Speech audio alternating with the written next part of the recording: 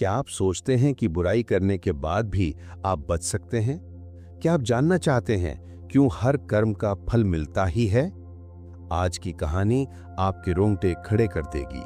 बिल्कुल अंत तक देखिए और समझिए लॉ ऑफ कर्मा का असली मतलब। एक गांव में एक अमीर और दयालु व्यक्ति रहता था जो कर्म के नियम पर दृढ़ विश्वास करता था।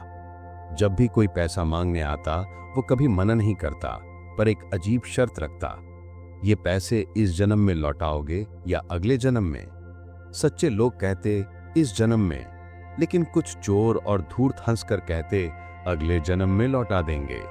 ऐसे ही एक दिन एक चोर लोन लेने आया, सिर्फ सेफ का रास्ता देखने के लिए। उसने भी कहा अगले जन्म में लौटाऊंगा। अमीर आदमी ने पैसे दे दिए। उस रात चोर चोरी करने आया, पर घर में रोशनी थी। वो छुप गया भेड़ भासे के भेद में। तभी उसने देखा दो भैंसे बात कर रहे हैं। एक बोला अभी अभी आया है क्या? दूसरा हाँ, यहां आज ही प्रकट हुआ हूं।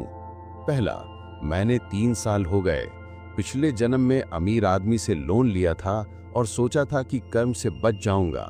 मेरा पाप मुझे यहां ले आया, अब दूध देकर ऋण चुका रहा हूं।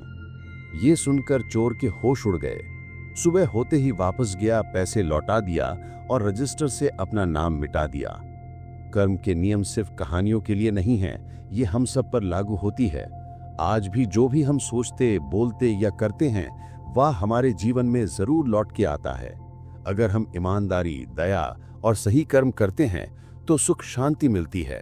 अगर हम धोखा, लालच या पाप करते हैं तो मुश्किलें लौट कर आती हैं। आपके साथ कभी ऐसा हुआ है कि अच्छा या बुरा कर्म लौट के आया हो? नीचे कमेंट में लिखिए अपनी कहानी।